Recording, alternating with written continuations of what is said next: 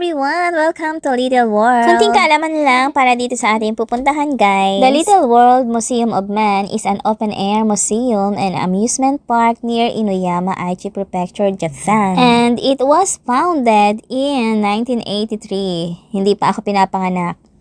Eto agad ang mabubungaran nyo, guys, sa labas ng museum, ang napakagandang jeepney. Ayan.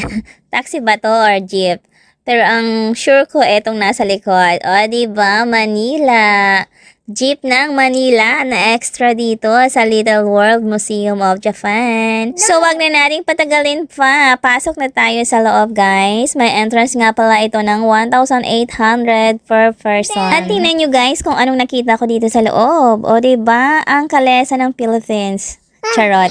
Kalesa ng Indonesia yan, guys. Grabe, guys. Napakalawak ng lugar na ito, guys. Kasi ang site area niya is inaabot ng 1.23 million square meters. Grabe, diba? Napakalawak. Ang laki-laking place. Let's go na, guys. Magsimula na tayong maglakad papunta sa kaloob-looban nitong forest. Forest talaga. Meron dito, guys, shuttle. Shuttle ng Little World. Kung gusto nyong sumakay at ayaw nyong maglakad, ayan, pwede kayong sumakay. May bayad nga lang siya ng 500 at saka hindi nyo mai-enjoy kung kayo ay sasakay. Kailangan nyo kasi pumasok sa bawat bahay-bahay. Katulad nito, ayan, papasok sa loob. So, kung kayo ay nakasakay sa shuttle, so, hihinto kaya ang shuttle, hindi natin alam.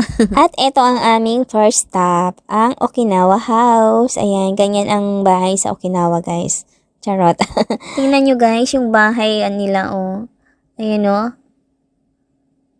Anyahaw lang yung kanilang bubong.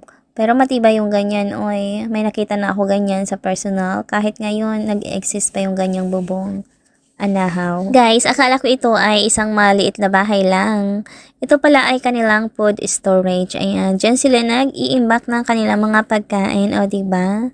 Parang yung napapanood ko lang sa pelikula.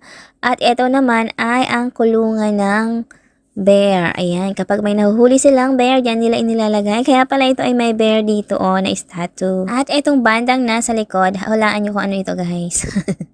Ito ay toilet. Ayan, ganyan ang kanilang toilet. O, diba? Ito pa yung lalakbayin namin. Dudu? Where's the Dudu? Ang pula na ng mukha ng anak. Wrong timing pala yung pagpunta namin dito, guys. Kasi nga, ang lamig.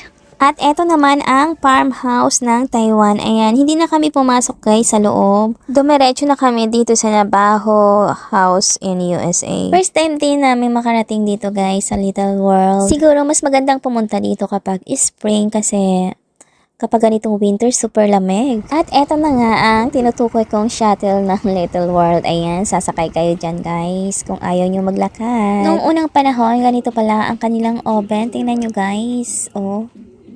Oh, diba? Napaisip tuloy ako kung paano maluluto ang tinapay doon. Napakaganda ng view, guys. Tingnan nyo. At mayroon din siyang isda dito sa lawa na ito. Tingnan nyo ang lalaki nila.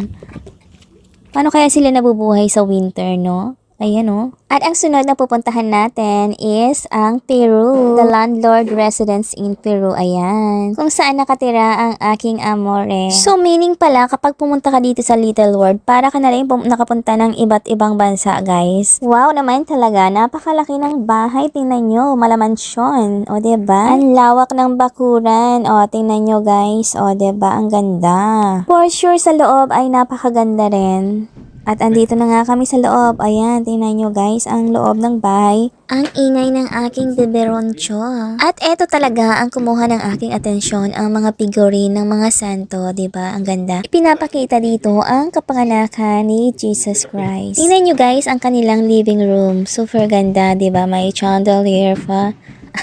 Ano yung chandelier? Tama nga ba? Ayan, ang ganda. Pati yung salamin. O, diba? Parang ang antik ng mga ng mga kagamitan dito.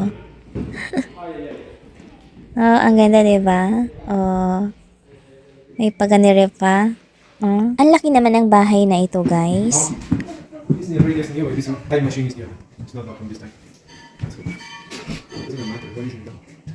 May kakaiba ako nakita, guys. Ano kaya ito? Mukhang piano. Sabi ni Amore, hindi daw yung piano. Grabe, ang laki na bintana na ito. Napakaganda. Tingnan nyo. O, diba? At punta naman tayo dito sa Likod ng bahay. Ayan, sa likod bahay. Ang ganda din, di ba?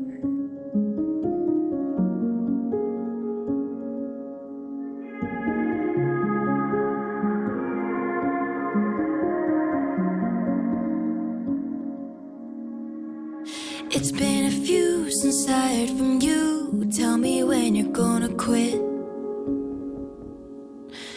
'Cause if there's a bush you're hiding behind, I don't wanna beat around it.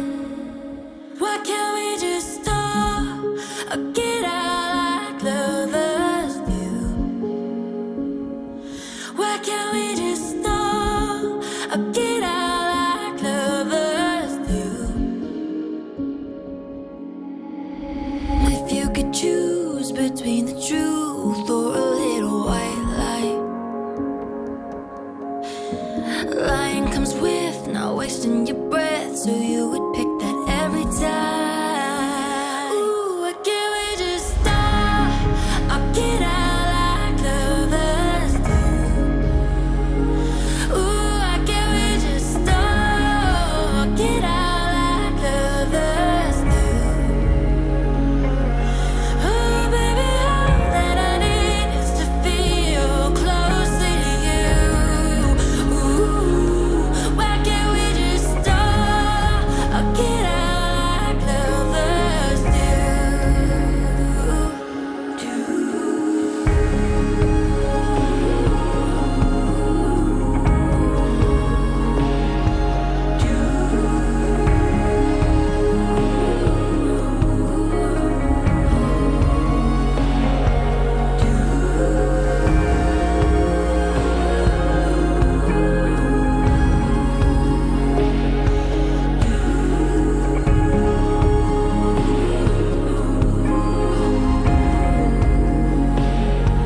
Why can't we just stop or get out like lovers do?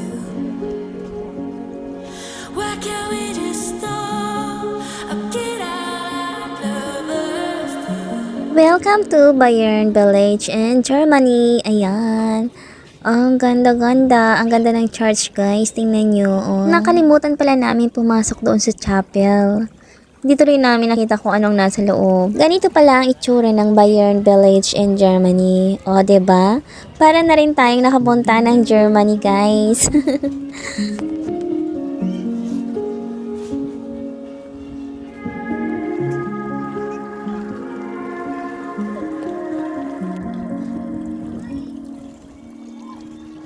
It's been a few since I heard from you.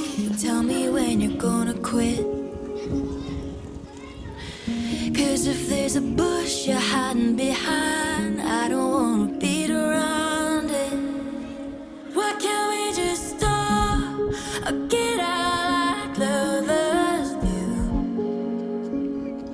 Why can't we just stop or get out like lovers do? If you could choose between the truth or a little white lie, lying comes with not wasting your breath, so you would pick that every time. Ooh, why can't we just stop or get out like lovers do? Ooh, why can't we just stop or get out like lovers do? Tara, let's guys. Silipin natin kung ano nasa loob ng bahay na ito. Baby, all that I need is to feel closely to you. Ooh, why can't we just stop or get out like lovers do?